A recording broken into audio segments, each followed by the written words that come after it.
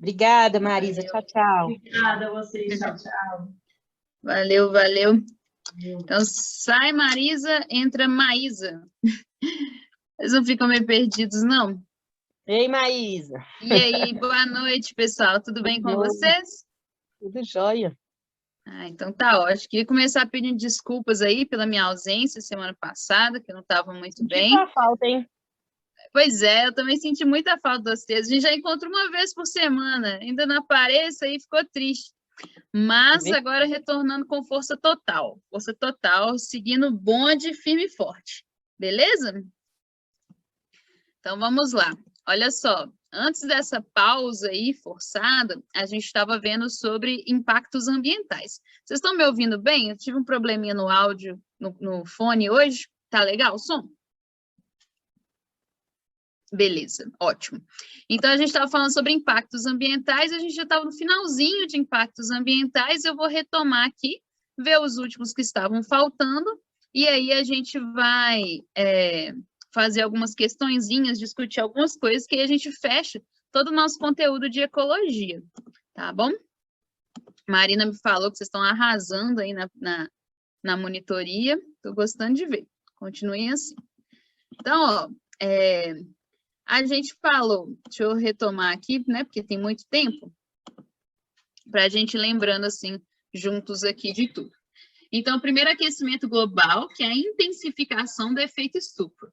Sobre esses impactos relacionados ao ar, à poluição atmosférica, eu comentei com vocês que é importante distinguir qual gás que está sendo responsável por aquele impacto. Então, no caso do aquecimento global, quais são os gases aí responsáveis pelo aquecimento global? Os principais deles? Carbono e metano. Exatamente, gás carbônico e metano, maravilhoso. Ah, você assistiu Radioactive? Que ótimo, Amandinha. O que você achou? Gostou? Gostei, só fiquei meio triste porque tiraram o prêmio dela, depois devolveu. É um filme bem tenso, assim, né? Na hora que ela perde o marido também, é complicado e tal, mas mostra a história de superação mesmo, de luta dela, que não baixava a cabeça para um menino, não. A avó é meu e eu só quero o que é meu. Fiquei muito feliz quando ela derreteu o prêmio. Sensacional. Para as ambulâncias. Muito massa. Que ótimo, que bom que você gostou. Assistam. Então, perfeito, gás carbônico e metano. O efeito estufa, lembrando que é natural, mantém a Terra quentinha, né? Mesmo quando o Sol não está no hemisfério, mas a intensificação do efeito estufa, quando vai muito mais gás carbônico e metano para a atmosfera, esse efeito estufa aumenta, que dá esse aquecimento global, né? Aí a gente vai ter como consequência né, o derretimento das calotas polares, a extinção das espécies, aumento do nível dos oceanos, tudo isso. Muito maravilhoso. Aí, esse aqui é a rarefação da camada de ozônio, né? Mais conhecida aí até então a gente chama de buraco na camada de ozônio. De novo, é uma poluição atmosférica que vai causar essa destruição aí da camada de ozônio. Mas qual gás, ou quais tipos de gases, né, que vão interagir aí com esse ozônio que vai destruir essa camada de ozônio? Quem lembra? Qual que é o gás responsável pela destruição da camada de ozônio? O SO4, alguma coisa assim? FO, quase, é o CFC, tá? O CF4, né, ele vai ser um desses CFCs, que a gente chama de clorofluorcarbonetos, tá?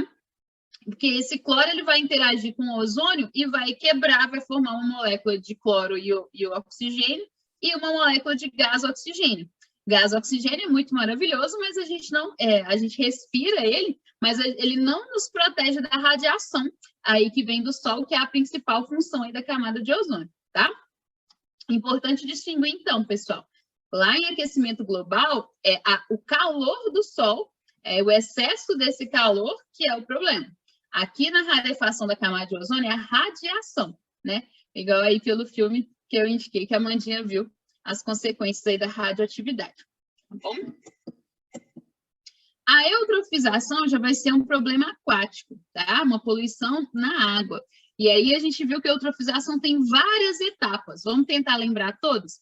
Para começo de conversa, qual que é a primeira coisa que acontece para um rio ficar eutrofizado? Um rio, um lago, qualquer coisa. Esgoto. Para de produzir a fotossíntese? Esgoto, perfeito. Começa lá do esgoto. Vai chegar no momento em que vai parar de produzir a fotossíntese. Mas a gente diz que a causa da eutrofização é o lançamento de esgoto, tá? O que vai acontecer com esse esgoto? Vai ter muita matéria orgânica e aí vai ter a decomposição. Decomposição vai gerar matéria inorgânica. Quem que adora matéria inorgânica aí no corpo d'água? Fitoplâncton.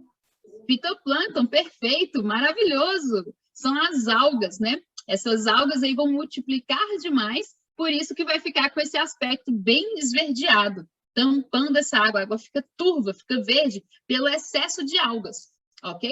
Aí chega naquele ponto de impedir a fotossíntese. Como a água está turva, a luz não consegue entrar, e sem a luz, esses seres não conseguem fazer fotossíntese. Qual que é o problema de não acontecer fotossíntese dentro da água? Que acabou o Os oxigênio. peixes morrem. Exatamente, acaba o oxigênio e os bichos vão morrer por falta desse oxigênio. Ah, vocês estão maravilhosos, vocês dominaram, perfeito, muito bom. E aqui a gente tem as ilhas de calor, falei com vocês que onde tem uma maior concentração urbana, né, esse concreto, esse asfalto, falta de árvores, a temperatura vai ser maior. E onde a gente tem um ambiente mais rural, um ambiente que tem mais árvores, menos concreto, a temperatura vai ser menor. Então, esse fenômeno das ilhas de calor são essas concentrações regionais. Por exemplo, hoje estava bastante frio. Eu acordei cedão, estava 11 graus. E aqui em casa é muito gelado. Mas tenho certeza que quem passou pelo centro aí, teve hora que teve que tirar a blusa de frio. Porque ali no centro da cidade, com tanto concreto, com tanto asfalto, naquela micro-região, né, daquele bairro específico, a temperatura sobe. Lá na UFMG, onde vocês vão estar ano que vem, como tem muitas árvores, né, tem uma região, o campus da UFMG é bem arborizado, vocês podem preparar para agasalhar, que lá é bem frio. Tá bem? Apesar de ser na mesma cidade, né? O legal da Ilha de Calor é isso. Você vê a previsão do tempo, olha lá, Belo Horizonte vai ter aí uma mínima de 11, uma máxima de tanto. Só que cada bairro registra uma temperatura diferente. De vez em quando eles falam isso no jornal também. A menor temperatura foi registrada aqui em tal ponto. Porque cada ponto da cidade vai ter uma temperatura diferente. Certo? Ilha de calor, Thalita, vai ser esse conceito de que numa região específica a temperatura é mais elevada. Tá? A gente pode definir assim. Em determinada região, a temperatura vai ser mais elevada. Por quê? O que provoca essa ilha de calor? O processo de urbanização. Muito prédio, muito concreto, muito asfalto e pouca árvores. Pouca arborização, poucas árvores. Porque essas árvores, né, quando elas liberam água aí na forma de vapor, pela evapotranspiração, ela ameniza a temperatura. Certinho? Professor, tá tendo negócio lá no Canadá, que tipo, lá tá batendo recorde de calor agora, tá dando problema de calor, por causa das casas que são construídas para segurar calor, esse negócio? Sim. Eu tava vendo no Instagram, o cara que mora lá, falando que tipo, ia morrer gente, porque tem lugar que ia esquentar muito e não ia ter como as pessoas sobreviver, porque ou não tem ar-condicionado, ou a casa é muito fechada para poder ficar dentro de casa. Exatamente. O que acontece? O Canadá é um país tradicionalmente muito frio, né? Então, a galera eles fazem as suas construções esperando para ter o máximo de isolamento térmico, para ficar o mais quente possível dentro da casa. Só que agora a gente está no inverno e lá está no verão. E aí, da mesma forma que a gente está tendo inverno rigoroso, lá está tendo um verão rigoroso. Então, está um calor que eles nunca esperaram, né? Então, por isso, essa surpresa aí. Eu não consigo imaginar uma casa no Canadá com ar-condicionado. Toda vez que eu penso no Canadá, né, aqueles filmes que a gente vê, eu imagino um lugar muito frio. E eu imagino que a população não se preparou para esse calor. Isso tudo, Guilherme, faz parte aí dessas mudanças globais que a gente está passando, né? Quando a gente fala do aquecimento global, quando a gente fala do desmatamento da Amazônia, tudo isso interfere no clima do mundo todo. Então, a gente vai ter que... O clima está mudando e a gente vai precisar se adaptar a esse clima novo. Parece uma coisa mais próxima aqui da gente, né? Tem uma semelhança, assim, a causa com os incêndios do Pantanal, né? Comentaram muito, mas o Pantanal é uma planície alagada, é cheio de água, como assim está pegando fogo? Mas é porque a planície ela fica alagada de tempos em tempos. Com a alteração do clima, choveu menos, o rio não subiu, não alagou a planície, o que favoreceu aí esses incêndios. É semelhante ao esbranqueamento dos corais, em que a água do mar esquenta, mas em alguns lugares e outros menos, sim, tem a ver com isso sim, Amandinho. E o branqueamento dos corais, a gente tem a questão da temperatura, né? Que essa temperatura vai favorecer isso, e tem o próprio gás carbônico, que vai aumentar a temperatura por conta do aquecimento global, mas esse excesso de gás carbônico em contato com a água se transforma em ácido carbônico, e esse ácido carbônico também vai matar essas algas que fazem associação com os corais, por isso o branqueamento dos corais, né? Qualquer agente físico que mata essas algas é responsável por esse branqueamento dos corais. E em diferentes regiões, como você mesmo disse, em diferentes regiões os impactos vão ser diferentes. Belezinha? Belezinha. Show. Thalita, ilha de calor ficou ok? Você tinha perguntado exatamente o que é ilha de calor? Deu certinho? Sim? Só uma pergunta. É conceito que uma região específica de temperatura, é isso? Ou eu escrevi errado? Uma região específica com a temperatura elevada. Só acrescenta a palavra elevada, que essa temperatura vai ser mais alta em uma região específica. Tá bom. Obrigada. Certinho? Por nada. Aí o mais importante é entender por que isso está acontecendo. A ideia de ilha, né, para a gente associar assim, o conceito, pensa numa ilha. Uma ilha é um pedaço de terra cercado por água. Aqui, esse gráfico está mostrando uma temperatura alta, cercada por temperaturas mais baixas. A questão é saber por que essa temperatura está mais alta. Justamente aqui, porque aqui tem mais concreto e menos árvore. Certinho? Sim. Na minha casa, nesse exato momento, não tem ilha de calor nenhuma, eu estou morrendo de frio. Eu passei frio o dia inteiro. Deus, como está gelado hoje. E a semana toda vai ser assim, né? Diz que vai fazer, acho que, 9 graus sexta-feira. Socorro! Muito bem. Falamos sobre magnificação trófica. Magnificação trófica é quando vai passar por uma cadeia alimentar, por isso trófico, um elemento que não é biodegradável.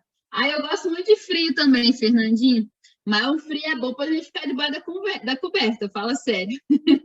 Não, eu gosto de frio. Porque calor você não tem o que fazer, Amandinho. Tipo assim, frio você vai pondo blusa e vai resolver. Calor você não pode andar pelado na rua. Até onde eu saiba, como é que faz? E aí você fica suando também no calor. Não. Mas o frio, nesse nível de frio, eu queria poder estar debaixo da coberta. Acordar cedo debaixo do frio está difícil. Mas o bom do Brasil é que a gente consegue aproveitar bastante dos dois, né? Agora, esse inverno, prepara. Então, a magnificação trófica vai ser quando se acumula algum elemento não biodegradável ao longo da cadeia alimentar. Que elemento não biodegradável é isso? A gente deu o exemplo do mercúrio, poderia ser o chumbo, poderia ser algum tipo de fertilizante, que é uma substância que o ser vivo não consegue quebrar, ele não consegue digerir. Então, se ele não consegue quebrar, aquilo vai se acumulando no corpo desse ser vivo, certo? Então, eu coloquei, até tinha colocado aqui para vocês, esse zooplâncton é diferente do fitoplâncton, que o fitoplâncton a gente viu que são as algas. Primeiro nível trófico, aqui é o zooplâncton, que são animais ou protozoários bem pequenininhos que vão se alimentar dessas algas. Aí, cada um deles vai ficar um pouquinho intoxicado com, no nosso exemplo aqui, o mercúrio. Quando esse peixe amarelo aqui do terceiro nível trófico da cadeia alimentar, terceiro porque a gente está considerando as algas aqui também, que não estão representadas. Mas quando ele se alimenta do zooplâncton, como o zooplâncton estava cheio de mercúrio, o mercúrio foi parar nele. Esse peixinho amarelo, ele não come só um zooplâncton, ele não come só um zoiudinho desse aqui, né? Isso não vai satisfazer a fome dele. Então, ele vai acumular no corpo dele a soma de todo o mercúrio que estava no corpo de cada um desses zoidinhos que ele comeu. Quando a gente passa aqui para esse peixe rosa bonino, a mesma coisa. Aumentou a quantidade de mercúrio no corpo dele em relação dos níveis tróficos inferiores, porque ele se alimentou mais, né? Conforme vai passando a cadeia alimentar, essa energia vai diminuindo. Então, os seres vivos, eles têm que comer mais.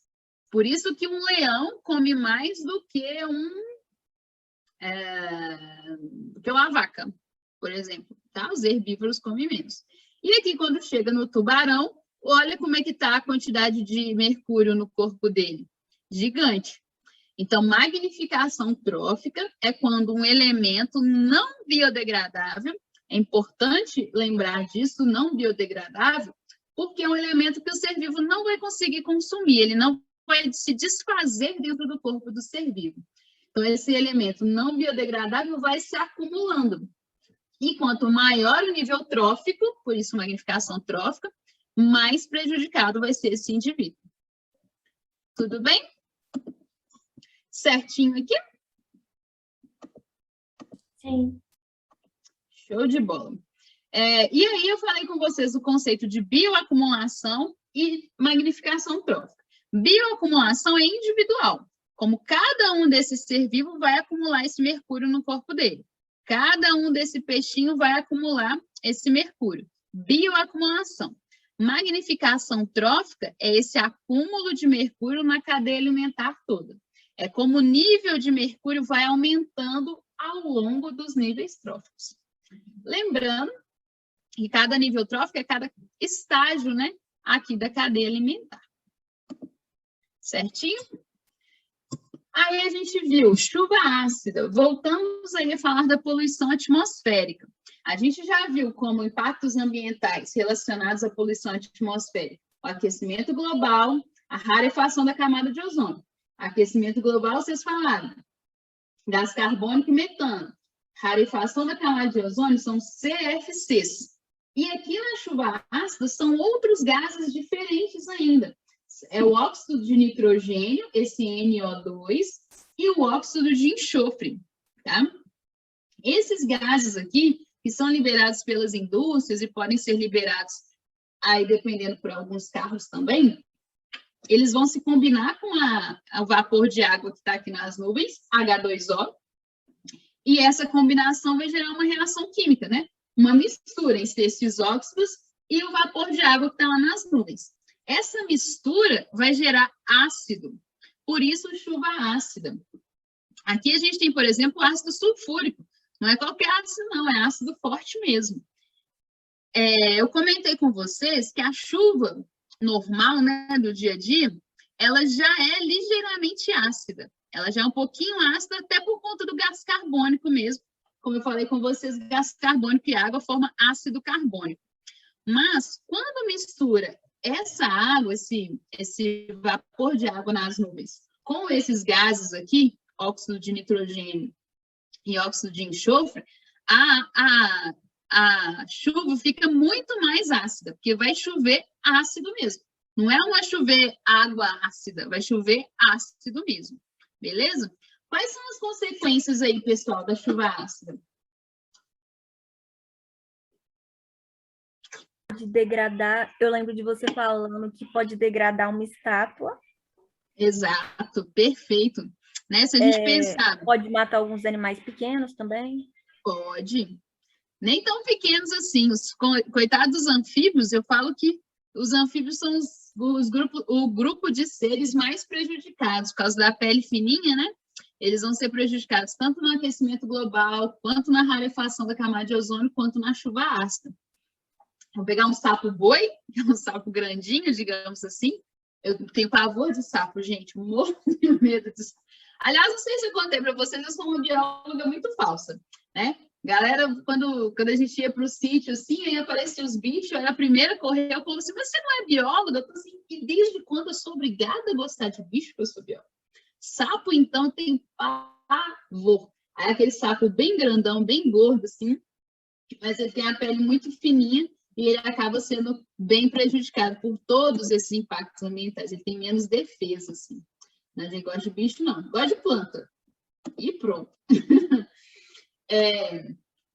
E aí, mas tá certinho, Mandinha. Essas estátuas vão ser corroídas por esse ácido, né?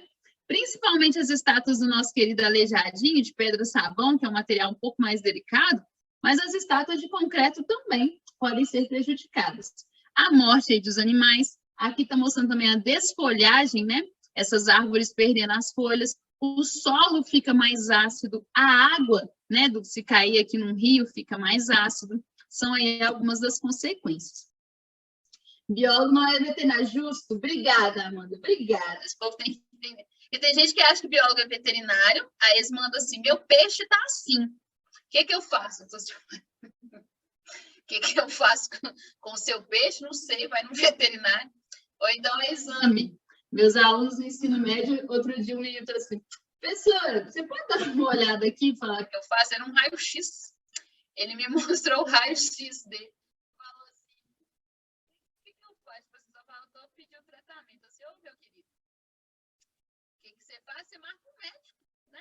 Acho que vai dar bom. Professora, eu não estou te ouvindo, não. Não tá me ouvindo? Está muito baixo. Espera aí. Voltou já. Voltou? Já? Que susto. É porque meu computador tá com problema mesmo. Qualquer coisa você me avisa, tá? Ficou baixo, não. Não estou ouvindo. Está baixo de novo. Pera. Deixa eu tentar aqui.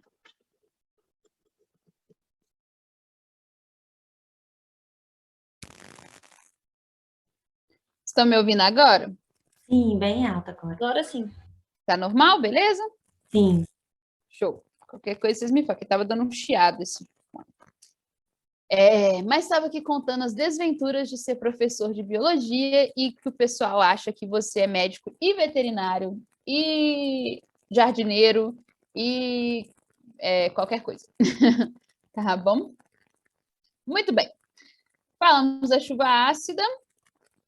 Aqui é inversão térmica. Pessoal, foi até legal a gente falar dessa aula agora, desse fenômeno. Observem a inversão térmica, está dando para a gente ver na nossa cidade nesse momento, justamente porque está frio demais, né? Então, não foi de manhã cedinho que eu vi, não, mas ali quando deu umas 9, 10 horas, dava para ver essa camada, parece uma fumaça, que fica bem perto aqui da gente.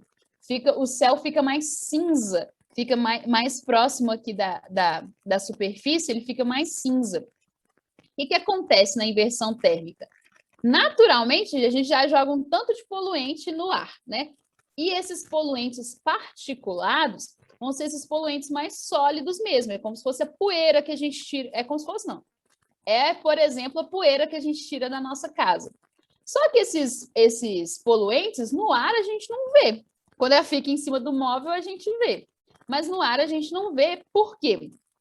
Porque num dia normal, num dia mais quente, esse ar quente aqui próximo da superfície empurra, olha a setinha, empurra esses poluentes para cima. Cada pontinho desse aqui são os poluentes que a gente não vê no geral. Empurra para cima fazendo esse fluxo. Então, ele vai levando, a gente não está vendo. Mas, num dia mais frio, o que acontece? Essa superfície aqui da Terra, né, esse concreto, esse asfalto, o chão mesmo, eles ficam muito gelados. E aí, esse ar frio, ele fica preso aqui entre uma camada de ar quente. Se ele fica preso, ao invés, porque a tendência do ar quente é subir, a tendência do ar frio é descer. Por isso que ar-condicionado geralmente fica em cima. O ar frio desce, o ar quente sobe. Num dia de inverno, como os que a gente está vivendo agora, o ar perto da superfície fica muito frio. E em cima dele tem um ar quente, então ele não consegue subir, porque o ar quente sobe, mas o ar frio desce. Então, tá vendo a setinha aqui? Ele fica voltando, ele fica retornando aqui para a superfície. Com isso, essa corrente de ar que está presa, ficam presos nele também os poluentes, esses particulados. Por isso que a gente consegue ver essa névoa mais cinza. Alguém reparou isso esses dias? Alguém prestou atenção assim?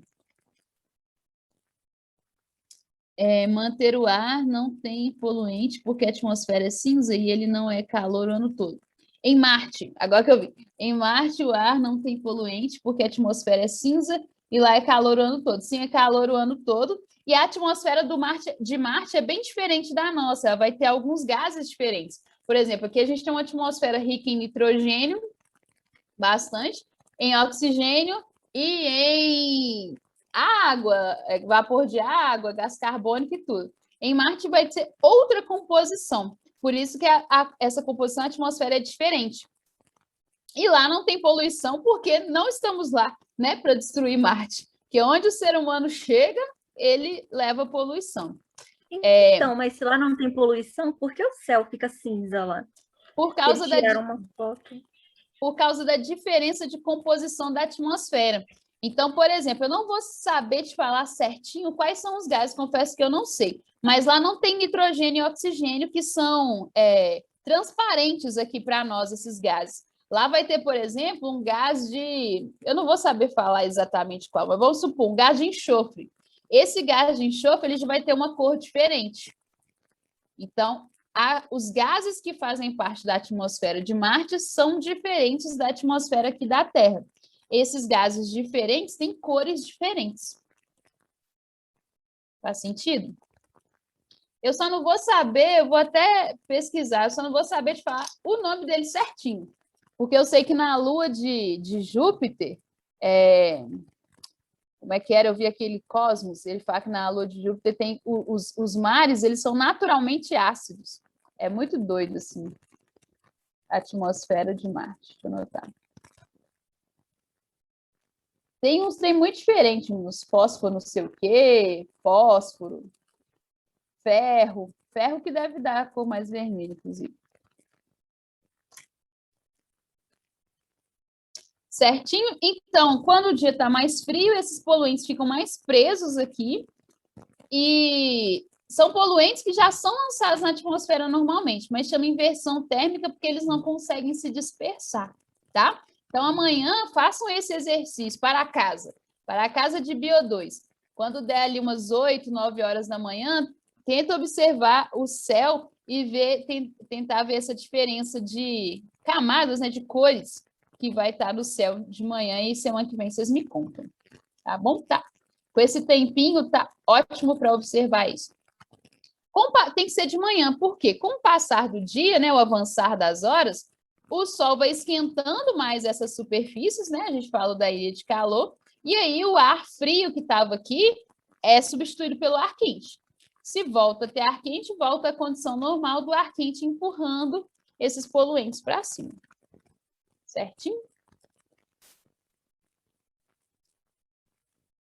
Aqui a gente fala da poluição biológica. Também é o esgoto que está sendo lançado, mas ao invés de focar na matéria orgânica desse esgoto, falar dos organismos patogênicos. Alguém sabe o que significa organismo patogênico? Doença, né? De doença, perfeito. São organismos que causam doenças. Então, quando fala assim, bactérias patogênicas, porque são as bactérias que causam doenças. Nem toda bactéria causa doença, né? O povo fala muito, micróbio, todo micróbio é ruim. Não.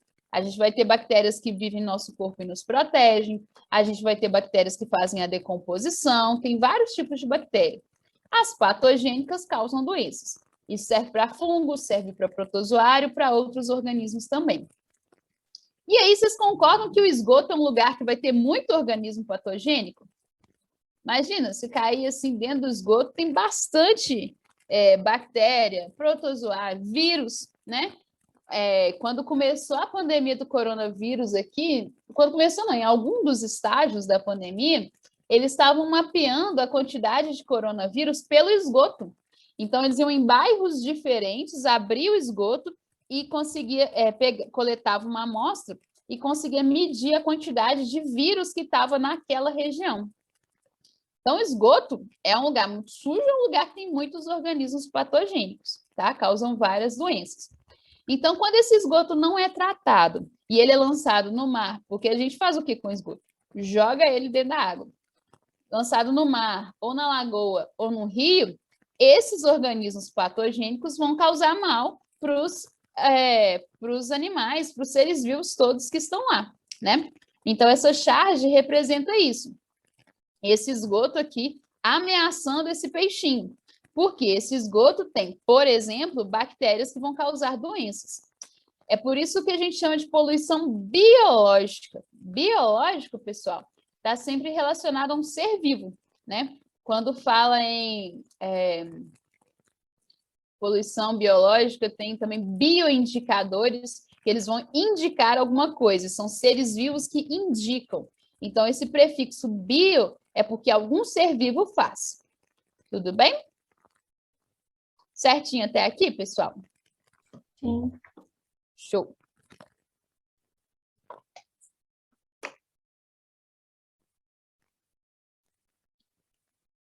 E aí, por fim, a gente tem, olha que imagem, introdução de espécies exóticas. O que vocês estão vendo nessa imagem aí?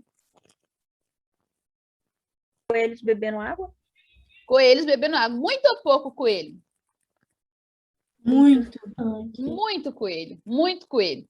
Se eu te contar que essa foto é da Austrália, vocês acreditam?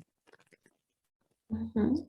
Aí vocês falam assim, poxa, professor, mas a Austrália, lá que tem aqueles bichos estranhos, né? Aparece uma aranha gigante na Austrália. Aparece um bicho roxo na Austrália. E coelho não é tão típico da Austrália assim, né? Eles vão ter outros tipos de animais. Quando a gente fala em introdução de espécies exóticas, espécie exótica, a definição de espécie exótica, é quando pega um organismo que era de uma região e leva para outra, né? Exótico aí de diferente, né? De fora do comum. Então, levaram um casal de coelhos para a Austrália, lá não tinha coelho, então não tinha um predador para esses coelhos, né? Ele não foi introduzido ali numa cadeia alimentar. Não tinha predador, mas tinha comida, né? Porque eles são herbívoros. Então, eles começaram a se alimentar das plantações, dos campos, de tudo. E coelho reproduz bastante, né, gente? Reproduz bem rápido. Então, uma espécie exótica, ela sai de um lugar e vai para outro. Ela não sai sozinha. Lembra que eu falei com vocês? Todos os impactos ambientais são causados aí pelo ser humano. Então, foi o ser humano que levou esses coelhinhos para lá. E aí, essa espécie que é levada para outro lugar, ela vai ser responsável por impactos ambientais naquele lugar. Porque ela não tem um predador.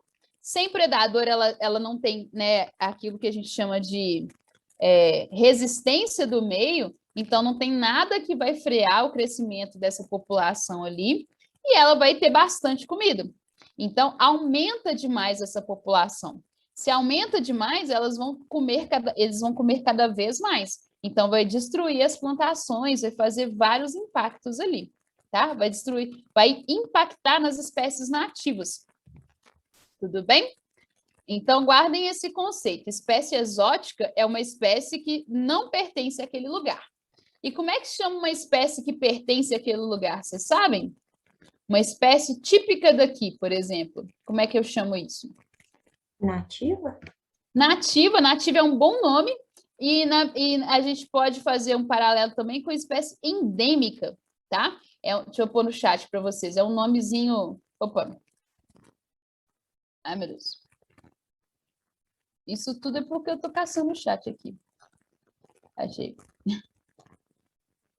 É um nomezinho, mas é a mesma coisa que nativa, viu? Pode usar nativa tranquilamente. Endêmica. Eu gosto de colocar outros nomes, que são nomes que podem aparecer aí na nossa provinha, mas que significam a mesma coisa, tá? Espécie nativa e espécie endêmica é a mesma coisa. Então, quando tira uma espécie de um lugar e leva para outra, eu chamo de exótica. E aí, como consequência é isso, ela vai acabar prejudicando as espécies nativas daquele lugar.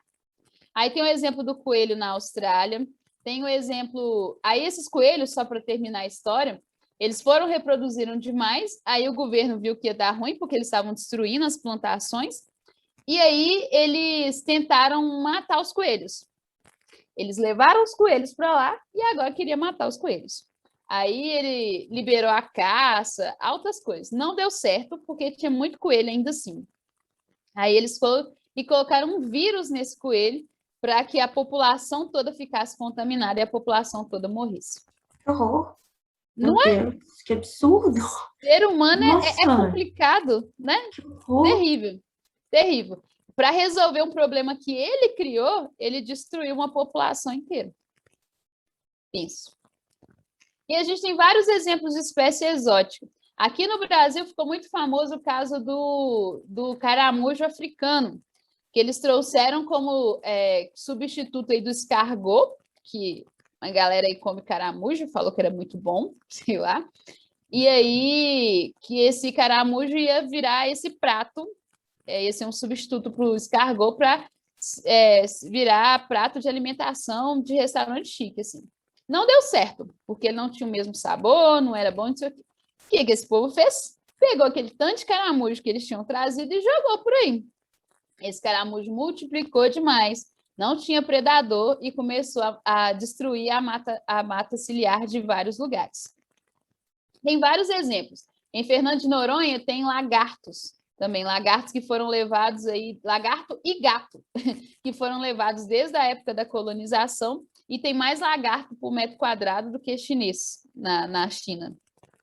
E aí as espécies exóticas vão causar consequências onde elas chegam.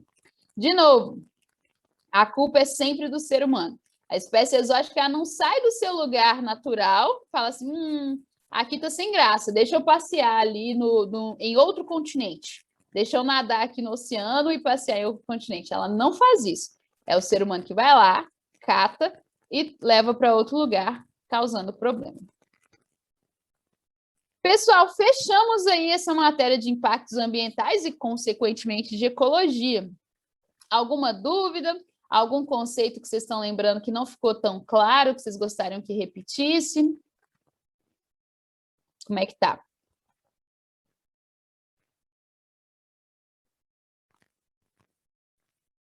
Acho que tranquilo, né?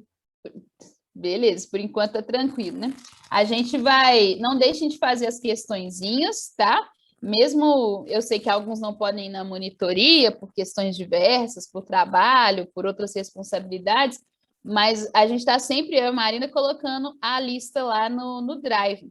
Aí dá uma olhada, se vocês não puderem ir na monitoria por qualquer motivo, manda para mim, se tiver dúvida, manda para mim, manda para a Marina, que a gente está aqui para ajudar, tá bom? E é muito importante fazer os exercícios, que é onde a gente descobre se a dúvida apareceu mesmo, ou se algum conceito não ficou tão legal, tá bem? Nesse finalzinho aí, vamos fazer essas 3 questõezinhas para a gente treinar. Vou começar a colocar mais questões na aula também, que já é um treinozinho, né? Pensem aí um minutinho.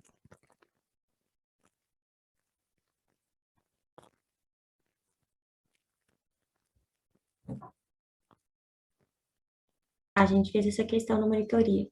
Ah, vocês já fizeram? Muito maravilhoso. Foi Então, ó, AD, não... né? É AD. Isso, AD, muito bem. O que acontece? Ele está falando aqui que teve uma baixa biodiversidade. Biodiversidade é variedade de espécies, né? Então, diminuiu o número de espécies diferentes. Altas concentrações de poluentes, poluição, e baixa concentração de oxigênio dissolvido. Baixa concentração de oxigênio é o que vai ajudar você a resolver essa questão. Falta oxigênio por causa da eutrofização, né? Pelo processo que a gente viu lá. Verificada nos rios que passam por grandes centros urbanos do Brasil, deve-se principalmente, ou seja, qual que é a causa disso? Qual que é a causa dessa falta de oxigênio, poluentes e tudo mais? Aí é que a letra D, o descarte do esgoto doméstico e industrial sem tratamento. Esse esgoto, como a gente viu, vai aumentar a quantidade de matéria orgânica, que aumenta a decomposição, que aumenta a quantidade de algas aí. Beleza? Beleza. Beleza. Show. E essa?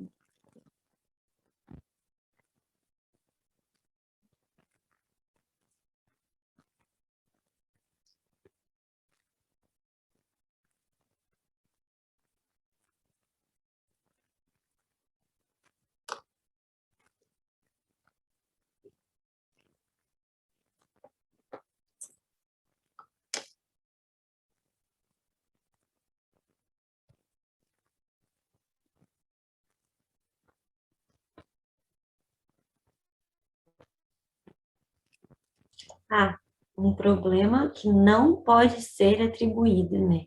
Essas que eu Isso. sempre me pego. Seria tipo, Sim. aumento do oxigênio? Porque a Exatamente. barragem não vai aumentar o oxigênio. Perfeito, Bela, perfeito. Alguém mandou aqui também, acho que foi a Thalita, isso mesmo, Thalita. Que aqui todos os problemas, está listando todos os problemas que esse descarte desse rejeito vai causar, né? E ele quer um que não pode ser atribuído, uma coisa que não vai acontecer. Então, vai modificar a cadeia alimentar dos rios da região, causa da magnificação trófica. Essa lama ela é cheia desses rejeitos que a gente comentou, que não são biodegradáveis, então causa magnificação trófica. Assoreamento dos rios. Assoreamento dos rios é quando os rios eles vão diminuindo o seu volume, justamente por conta da deposição ali de terra, de lama, de tudo. Alteração do pH no solo da região vai alterar o pH. O pH é a escala de acidez. Então, esse pH ele vai ficar mais ácido por causa da poluição. Alteração da fertilidade do solo. Como esse solo está mais ácido, ele está contaminado, vai ter menos plantas vão crescer ali, menos vegetais.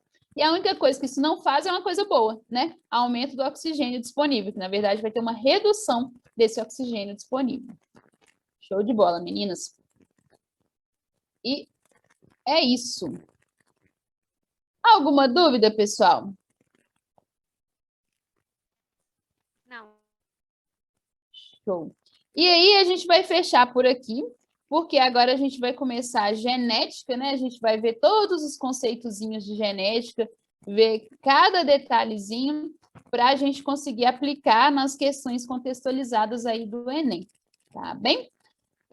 Fechamos ecologia, então, mais uma vez, qualquer dúvida, me procurem a monitoria, pode me mandar mensagem a hora que vocês precisarem, que aí a gente vai trabalhar nisso juntos, tá bom? E não deixem de fazer os exercícios que ajudam muito.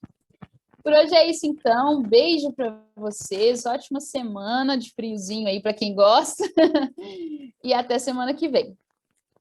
Beijo, obrigada. Tchauzinho. Eu que agradeço. Obrigada. Obrigada, beijos. Eu que agradeço. Tchauzinho. Obrigada, Maísa. Boa noite. Obrigada a você. Boa noite. A única coisa ruim do frio é que a mão congela, fica ruim demais para escrever. Nossa, e para lavar vasilha? Hoje eu fui lavar vasilha, Guilherme, que eu vi até estrela. Nossa, tá doido. Frio demais. Fazer uns E meu negocinhos pé- aqui de escola aqui de manhã, eu desisti, porque minha mão tava congelando aqui, eu tive que esperar um pouquinho. E meu pé também não esquenta de jeito nenhum. A mão até que eu não sinto tanto assim, não, só na água gelada. Mas meu pé não esquenta por nada. Ah, meu pé esquenta rápido. Isso aí eu Não. queria que minha mão esquentasse rápido. Meu pé não tem preocupação, não. Ai, meu Deus, eu tava com 3 meias e não resolveu. Nossa, né? Tá tudo Sério, demais. sério mesmo. Agora ele vai dormir quentinho. Tchau, professor. Tchauzinho, boa noite. Boa noite.